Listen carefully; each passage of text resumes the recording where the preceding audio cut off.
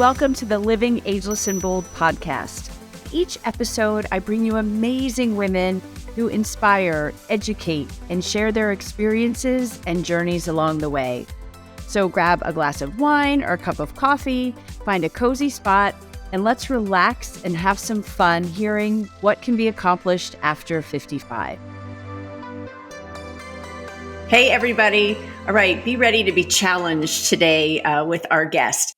She is I want to make sure I get all this right, a former competitive beach volleyball player, which is so cool. I can't wait to talk about that. This is the part that might frighten me a little bit. She has a doctorate in high performance business psychology, which to me is fascinating. She's written 3 books. She's done a TED Talk. She is known as the Mental MacGyver, and we're going to have an amazing conversation today with Dr. Robyn Odegaard. Welcome, Robyn. Oh, thank you for having me. I'm so excited to talk to you. Yeah, Mental MacGyver. You know, they call my husband MacGyver because he can fix anything out of anything. So I'd love to know how. Actually, let's go back a little bit because that's where you are now. And I watched your TED Talk, and you have quite an interesting story. So, and I had read that you didn't go to college until you were 30. You're one of 8 kids. So you've got quite some history leading up to Mental MacGyver. Yes. So where did Dr. Robyn start? Well, I can tell you the short version of the story. There's a lot more to it. The short version is this. I grew up in a cult. So yes, I am the oldest of 8 children. And when I was 18 years old, I was married off to my first cousin. And he moved me from California, where I grew up, out to North Carolina. But there were 3 things that were kind of good, bad on the front side, but good on the back side. So 1, he was very badly in debt. 2, he was not very bright. And 3, he had a drug problem. So trifecta, yay. But because he was badly in debt, he made me get a job because he needed the money to pay his bills. Married women in my family didn't work, so that was a really big deal.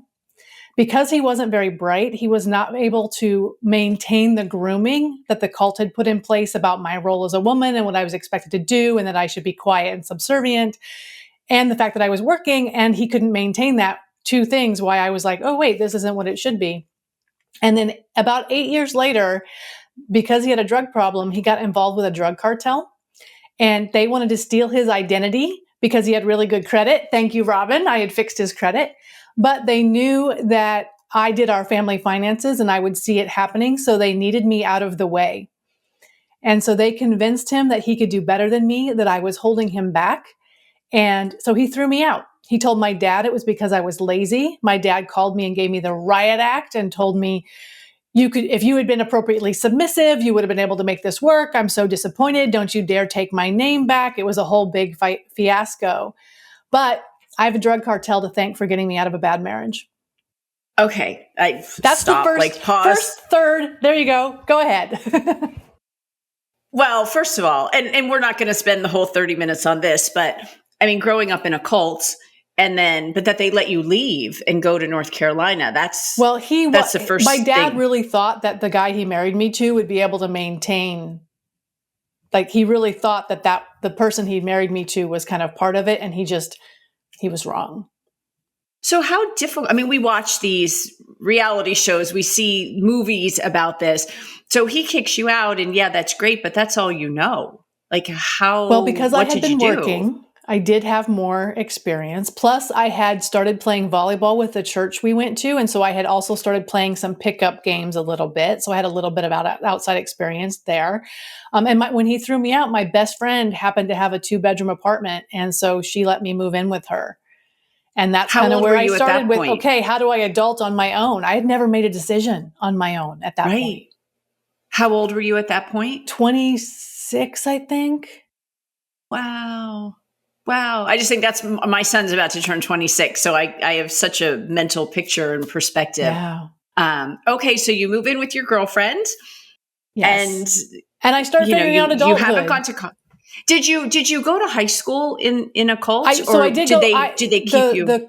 the family, yes, I went to high school. I graduated valedictorian. Now my class was only 83 people, but still, like, That's okay. yeah, I graduated That's valedictorian okay. from high school. And I was even allowed, my dad even let me run in the tiny little beauty pageant in the little town that we grew up in. So I was a beauty queen for a year when I was 16, 17 years old. Okay. Is that cult still in existence? So it doesn't have a label on it. It never did. It's more about how the church and the church family kind of grooms women. And yes, very much so. My father is still alive, and he tells my nieces, there's no reason for you to go to college. You just need to find a man and get married. Yeah, and we could talk about that on infinitum because I have. That's another. Yes, exactly. Yeah. Okay, so I want to get on your journey. So you're 26 now. You've gotten out of, thank goodness, this horrible man that you were forced to marry. You've gotten out of this culture, this cult that you grew up in, and like you said, here you go, Robyn. It's time to adult. And I've never dated, so I have no idea. Like, I'm dating grown men, right? These are men who are in their late 20s or early 30s. They have a lot of life experience. I'm basically a teenager with no experience about how dating works.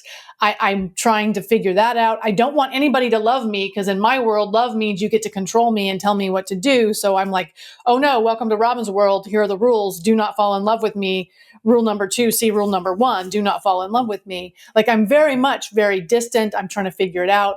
I'm playing volleyball. I did meet my volleyball partner. I played co-ed volleyball. So I had a male partner. We played competitively for years. I was swimming, I was working out, I was trying to figure out life, I was working a full-time job. And then when I was 30, about 31, I met the guy that became my second husband. My own mistake. I have to take full responsibility for that one. I married a narcissistic, closeted bisexual. Wow. Yeah. So that was a mess. But he moved me from. Well, you came into life with a little bit of baggage. Let's give you a break on that. You probably never saw a healthy relationship. No, you certainly weren't in one in your first one. So we'll give you a break. And the thing Robyn, he had money and he spent it on me. And having grown up really poor, for me, someone willing to spend money on you was love. And I didn't. Because you didn't. I didn't know any different. I wasn't wise enough to know any different. And there were some good things that came out of that relationship too. So he moved me from Charlotte up to Long Island and then promptly took a job in London, England, and left me on Long Island. Oh, in Charlotte, there's culture shock for you. Yeah, well, he needed his tax status to stay in the U.S. Yeah. So having a wife in the U.S. helps with that. In Charlotte, I had a network. I get headhunted for jobs. On Long Island, I was just a pretty girl with a high school diploma. I couldn't get an interview. No one would talk to me. And so he said to me, we don't need your silly money anyway. Why don't you just go to college? And that was my opportunity to go to college at 32. And so his only rule was I had to be available to fly to Europe to do my executive wife responsibilities, host wine tastings and dinner parties and stuff like that for him. And so I would go to school Monday through Friday. And then about 1 or 2 weekends a month, I would fly to Europe and I would be executive arm candy, basically. And so in 6.5 years, I was able to get an undergrad, a master's, and a doctoral degree while basically doing this executive arm candy thing. And what led you to the high performance business psychology? Was that just trying to figure out everything you had gone through to put pieces together? Or it started with my volleyball. It started with the knowledge that as a volleyball player, there were days I could get on the court and I could do no wrong. I could play that game. I was performing at my peak. And there were other days I would get on the court and it was like, where did my game go? Why can I not do this? And I wanted to understand the human condition of high performance. Why is it sometimes we're all on all cylinders and other times it's like, I can't even find the key to the car today. So that's where it started. Okay. So at some point we've now removed husband number 2. So he comes back and it becomes very clear very quickly that we cannot live in the same house, that if the marriage only works if we're on different continents and he's living his life and I'm living mine. The divorce was as ugly as you can imagine. I could tell you horrible stories. But I got out of that marriage and I basically had the rights to my business and the money I'd come into the marriage with. That's what I left with. And my clothing. And a doctorate. And a doctorate. Yes, and a doctorate. And I was able to turn my dissertation into my first book. So my dissertation, I did a leadership development and team development program for a D1 swim team. And that turned into my first book. Cool. And I started, I had no idea how to run a business. Like, what is it about me that I get out of my first marriage, I don't know how to adult. I get out of my second marriage, I'm trying to run a business. I don't know how to run a business. I don't know what my deal is. But I had to figure it out. And I heard you say several times in my research that you suffer from imposter syndrome. Yes. Which many people listening and watching, Yes. I mean, we've all been there and at different levels. But like I said, I think you need to give yourself a break because you've done some pretty amazing things. But I get it. And, we are who we are because of who we grew up with and how we grew up. Right. So you have a lot of that. I have a lot of trauma and baggage, and I've worked on a lot of it. But I do still know that if a man who is older than I am comes down hard on me and says, "Who do you think you are? And why do you think you should?" There is a voice in my head who goes, "Yeah, who the hell are you? And why do you think you have the right to do that?" And I have to combat that. And now you help other people with that. So let's talk. I want to talk about this mental MacGyver because it's like, so she's doing stuff not the way everybody else is doing things. That's what I see you with a bobby pin and a safety pin and, a piece of tape fixing people. And that's exactly how it came to be. I was working with a client, and right at the end of the call, he said to me, "All you need is a piece of string, a bubble gum, and a button, and you can make it work." And I laughed and I was like, yeah, I'm like a mental MacGyver. And he had just successfully exited a marketing business and he stopped cold and was like, "You need to use that." And I'm like, "That's just silly. That's so gimmicky." And he said, "No, that is exactly what you do. You are able to take the pieces, take super complicated things, make them simple and make them work. You need to use that. If that URL is available, you need to get it right now." And while we were still on Zoom, I went and looked to see, is it available? And bought it right then. That's so awesome. So, what we talk about mental MacGyver, I have a visual image of that, but, give us a scenario of, somebody's listening and, a lot of people are empty nesters and they're in transition, whether it's corporate or they stopped working to raise their kids. And now they're in this position of, many of us are, successful. We have a little bit of money socked away. We've worked really hard. Now what's our next chapter? And most of the women that I've interviewed that are doing this, it's a chapter of purpose. Mm-hmm. It's entrepreneurship because nobody's going to hire a 55-plus-year-old woman, but that's another topic that we've done other ones on. So what is it, how do you, I think you called it getting the trash out of your head. Right. So recognizing that mental head trash. And there's two kinds of fear that come from our head trash. One is the kind of fear that is our experience and our subconscious saying, "Don't do that. That is a bad idea." That's the kind of fear you need to listen to, pay attention. And I have failed at that more times than I can count and made mistakes that have cost me tens of thousands of dollars because I didn't listen to that voice. The other kind of fear is our trauma speaking. It's the imposter syndrome. It's the part of us that says, "Oh, that might not be a good idea." And they sound very similar. That kind of fear, the fear that comes from our trauma, the fear that is imposter syndrome, that's the kind we have to walk through to be successful.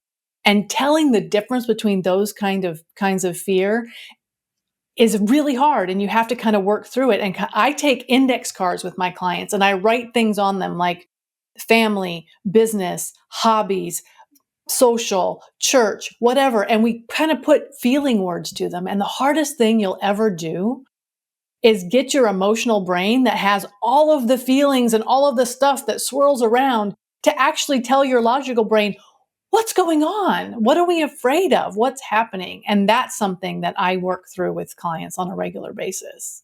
Oh, it's amazing you say that because, and we all go through it, the imposter syndrome, what have I done this year? Like like this year wasn't as successful as last year. Like what's wrong with people? And then you go, like I just went to an event and was in this mastermind and I came back like, I'm killing 2024. Like it was just so like, sometimes you just need to get out of your own head and surround yourself with people too. I think that's a big part of it. Like don't surround yourself with the people saying, "Oh, you can't do that. You'll never succeed at that," which still happens at our age. Like, but now I think we're old enough to be like, bye-bye. you're out. Yep. I have a client who says to me, I feel like I pay you to be my best friend, but you're so damn good at it, I can't even be mad. Oh, And it's I exactly love that. It's that you can do this. We can make it happen. We can figure it out. We can get through the roadblocks. We can understand your psychological barriers, and we can make it go. What are a couple tips you could give somebody who's just, in a funk? Like, again, this is, I want to do this, or I'm doing this successfully, but should I really be doing this? Like that, just a couple things to get over that hump to keep them on the upward trajectory. Here's the interesting thing about that voice. So the cause of that voice is in the past. It's things that happened to us, stories we believed, whatever. It's in the past. The cause is in the past. To change that, to fix it, to make it different is in the present. We have to make that choice now. But the motivation to do that is our future self. And it's really hard for us to do things for our future self. So the thing that I encourage people to do is look at where you want to be, whatever that looks like. And the question I like to ask is, what do you want to be different? Which is such an easier question to answer than what is your dream or what is your goal? What do you want to be different?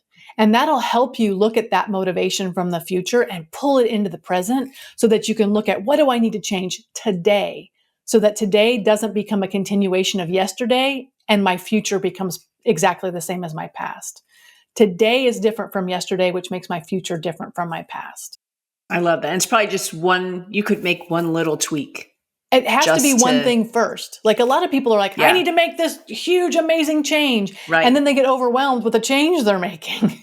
Like one thing at a time. And then you can actually make the big change over, a year or 6 months or whatever. Right. And that's digestible. So I was talking to a friend yesterday and we're in this sandwich generation. We've been taking care of our kids. We're finally empty nesters and now we're dealing with our parents. And she recently lost her mother and it had been probably a 2-year illness, it's steady decline, but she's like, I just wanted to always be there if she wanted to have coffee or she just wanted to talk. So she said, I kind of put my career a little bit in the back seat. She's like, but now I'm ready. I think I've got 10 good years left. And I was like, oh, I never put a number on it. Like what? Well, what is good years? Does that mean for work? Does that mean for happiness? At for the end of that, she's talking about work. Yeah. Yeah, no, she was saying 10 good years of quality. Like I'm going to kick ass for 10 years and do everything I should have done the last 10 years. Okay. To blow up my business. Good for her. That's amazing. Yeah. But then I thought about quantifying it, late 50s, late 60s. Well, do I want to stop in my late 60s? Maybe I want to keep going into my 70s. And, I guess, but again, these roadblocks that you just have to get out. Does it have to have a timeline on it? My sister asked me one time, well, what if XYZ doesn't happen like 2 years ago? And I said, well, if XYZ thing hasn't happened by 2025, I'll reevaluate it. But between now and then, I'm going to drive toward that. And I'm not going to worry about what if it doesn't happen. And then if it doesn't happen, I can still decide I'm going to keep working on it. Yes, right. It's not, you didn't fail. No. I speak to college students all the time about this, and I've said this several times on the podcast, but when they hear me speak and they hear that I graduated with a double major in political science and German, I wanted to go to law school. That was it. That's why you would make, international law. I couldn't get into law school. Oh. I tried for years. I never got in. So I'm like, you guys, failure number one of many, or let down number one. Like you have to be able to see. If you had told me in college that I would have a podcast, I'd be on TV, I'd be speaking in front of thousands of people, I'd write books, no way. Yep. So you've got to be open to the goals. But then if you don't hit the goals, did you see not shiny penny syndrome, but did you see something that's better for you? Mm-hmm. Well, the saying, how does it go? A curve in the road is only a dead end if you don't turn. Oh, I've never heard that. I love that. I interviewed a woman on the podcast, an author, Joanne Littman, who wrote the book Next about reinvention. And one of the people in the book was a biologist. I think I have this. I think she's a scientist. And she published her CV of failure and went through, and it went viral. But the cool thing about it was, in doing this, she realized, and I can't remember which end it was, but she realized that as a biologist, she was better in the lab instead of data. So she was failing over here in data jobs, but in her lab work, she was excelling. So it actually helped her in her career to go that path, like get rid of the stuff she wasn't good at and focus on that. But had she not done the CV of failure, she never would have known that. Mm-hmm. Isn't it interesting how, especially as women, we get stuck doing things that either we're not good at or we're good at but don't love. And they are killer skills where we're good at it, but it's not fun. It sucks the joy out of our life, but we do it because, well, I'm good at it. That's not a good reason. Right. My daughter's 23. She has 4 roommates. My daughter loves her job. Loves her job. She does not make a lot of money, but loves her job. Her 4 roommates make a ton of money and they're not happy. And I'm trying to explain this to these young women that you need to find joy in what you do. Like, it's not about the money. The money will come, but they get mad. They're like, oh, she wakes up every morning and she's so happy to go to work. Like, she loves doing it. And but I'm like, but you guys should do that too. Nobody's forcing you. You're 23 years old. And when I talk to the college students, I try to get this across to them that, right, you don't have to do something you don't like, even at 23. Mm-hmm. I wonder if someone had, said to me when I was, 18 years old, hey, you don't have to do these things that you're being told. Would I have been able to listen? Or was the grooming so strong that I wouldn't have listened? And I think that I had a lot of fear of I couldn't do it on my own. I couldn't put a roof over my own head. I had to have a man to do that. But we know this, and you know this from what you studied from psychology. Fear is how you control people. Yep. Absolutely. And it works. That's a fact. Right. I mean, I didn't even know I was smart. I thought I was lucky to be average because that's what they told me. Right. And that's what we have as women, especially as we get into our 50s and our 60s, we have to look at what are those things that we were told that we just believe. And how do you undo that? Because if it's so deep in your subconscious that you just believe it, you have to find it and be like, why do I believe this? I ask clients, do you believe the voice in your head? And to answer that question, you have to actually hear the words, not just feel the regret or the shame or whatever that you're feeling. You have to hear the words. Is it a long process? So somebody like you who grew up in really extraordinary circumstances that, most of us didn't. Most of us have other things in our head, but yours is pretty traumatic.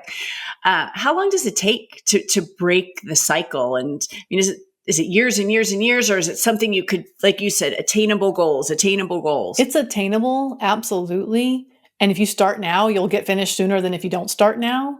But I will tell you, there are still times where I trip over boxes of emotional stuff in my head where I'm like, I thought I dealt with that. I thought that was gone. And I still trip over things sometimes. What's your best piece of advice that you would give somebody right now who has a lot of baggage? Like they have a vision, but don't think they can get to it because of the voices in their head, the trash in their head. The best advice I can give is, first and foremost, if you still have people in your life who are adding to that trash, eliminate them. You said you listened to my TEDx talk. The thing I say at the end is, when you learn there's no water in a well, stop going there looking for a drink. Also, stop letting people dump their trash water into your well. Right? Take the trash out. Because the thing is, and most of us, if it comes from our childhood, it's family. It's people that are blood related to us, and we feel like we have some responsibility to them. I have learned to be brutal when it comes to people who suck my joy, rain on my parades, are just horrible humans to me. No, go be horrible to somebody else. It's so, and I'm sure you've heard this, people pick a word of the year. And when COVID came around, my word was joy. I was trying to find joy. And then the next year it was joyful, because joy was so good. But it was like, I don't want to be around or work with anybody that doesn't bring me joy or make me happy. Life is too short. It's not worth it. If people want to make progress, I'm happy to help. The analogy I make is, I'm happy to throw you a rope and haul you in from that storm, and I will haul as hard as I can on that rope. But if you cut the rope, I'm not swimming out after you. You're very visual. Again, the mental MacGyver, everything is very, it's all going to be in the show notes, but how do people find you? How can they see your TEDx talk? Because that was pretty great listening to that. Obviously, Google is an amazing engine. If you just put my name, Dr. Robyn Odegaard, into Google, all kinds of things come up. But my website is mentalmacgyver.com. You can find me on LinkedIn. I have a pretty active following on LinkedIn. And, they're on my website. There's a button that says, let's talk. Click the button. Let's have a 25-minute Zoom conversation just to say hello. Yeah, that's great. And sometimes people just need that little shove. Like, I'm so glad I met you, because I do know people that you could do wonders for, because sometimes you just need that person that's, like I say, even with my business, you need coaches. You need to get outside of your own way to just get some clarity. And there's something about being able to be kind and generous and helpful and tough all at the same time. Yeah. And that's kind of where I am. If you give me permission to kind of nudge you, I'm going to nudge, sometimes harder than others. But sometimes you need that. Yeah, I do. I have a person, I have a me. Everybody, like I said, if you can't be in business and not, depending on if you need a you or whatever type of coaching you need, you have to do it if you want to succeed. There's no way we can't all know everything, and you can't see your own blind spots. Right. No, I totally agree. And what I loved, I probably read it on your website. Each of your clients has a unique ringtone. They do. They all have a unique ringtone in my phone. And that's so that if I'm doing something and my phone goes off, if it's just my general ringtone, I know I can safely ignore it. I don't even have to look at it. Yeah. But from across the room, I can tell which of my clients is calling, so that I know by the time I pick up the phone, their whole story, what's going on with them is already queued up, and I'm ready to roll with whatever they throw at me in that moment, which can be intense. I just think it just shows your passion for what you do and for the people you serve. That you're not putting everyone in a cookie cutter bucket. Oh goodness, no. Shiny boxes are easier to sell, but they're much less useful to the client. Yeah. And tell me your 3 books. You talked about the first one. Yeah. So the first book is called Stop the Drama, The Ultimate Guide to Female Teams. And it's, again, from my dissertation and the work that I did there. The second one is called The Ultimate Guide to Handling Every Disagreement Every Time. And that is a conflict resolution book for business owners. The third one is a story of my journey and my husband's journey to becoming more plant-based. And it's called How to Feed a Human. And then I just finished writing a chapter for a book called Firepower. And in there, I talk about head trash, and I give the story about how to do the foresting project, which is with the index cards and figuring out how I feel about stuff. So that's the fourth thing that just got released, Firepower. And you mentioned a husband. I do. Your husband. Yes. So it sounds like your life has come full circle. Russ is an absolutely amazing partner for me. He's a former competitive bodybuilder and trainer on the Mr. Olympia tour. He's very active. He's an artist. He does graphic design and website design. And we have been married for 10 years. And he's a good guy. We have a little dog named Nebula that we teach to do circus tricks. Okay, that's amazing. And what a great story for people to hear. Again, I love the journey. So where you came from and everything that you went through, and you've built this amazing business, and now on a personal level too. Yeah. You found happiness. I'm really blessed. It's one of those things, I would never repeat it, but I wouldn't change it if it meant not getting here. So great. Such a great way to end our interview. So I ask my guests the same 2 questions. It's always so fascinating to hear. But what is the greatest thing you've accomplished since you turned 50? The greatest thing I've accomplished since I turned 50. That's a tough question. There are so many things that I could point to and say, I did a podcast with 600 episodes, or, I've written collaborative books. But I think the thing for me is I've stayed in shape. And it's hard. It's the biggest struggle. Like when I was a volleyball player, fitting in that uniform was so easy. Like you stop eating sour cream for a week and you lose 5 pounds. Now I know what that uniform is. My daughter played volleyball. Yeah, it's not much of a uniform. Is that really? That's not much. Exactly. Short, not much. Exactly. But I think for me, the thing that I'm proud of is that I've stayed in shape and I work at it hard. But that's so great. I actually went to the doctor yesterday, and he's, women your age. I have to find a woman doctor. I'm convinced of this now. But, and talking about cholesterol and this, and then I'm like, wait a minute, I work out every day. Every day. Like I feel the best I have ever felt. I'm strong. I'm healthy. I mean, of course, there's things that just happen in your 50s that I'm willing to live with. But yeah, don't put us in a box. People ask me, do you still play volleyball? And I always say, my brain thinks I can. My knees think that's hysterical. That's really fun. Okay. Where do you see yourself in 10 years? In 10 years, wow, that's a really tough question. Let's see. So I definitely want to continue to have an amazing relationship with my husband, Russ.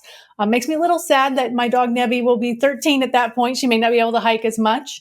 And also, I've been doing some sweat equity stuff in some new startups, and I would love to see one of them really kind of take off and be having a lot of fun working in one of those businesses, doing things that I really enjoy. Well, it's truly amazing to hear your journey, and I'm so happy that where you started and where you ended up. And thank you so much for sharing it with us. It was a pleasure. Thank you so much for having me.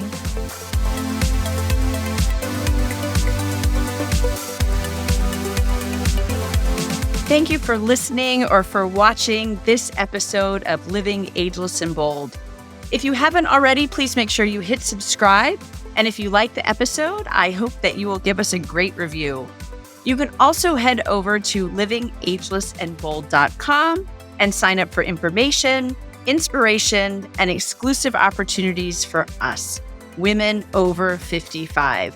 Thanks for listening. And remember, no matter what you do, keep living ageless and bold.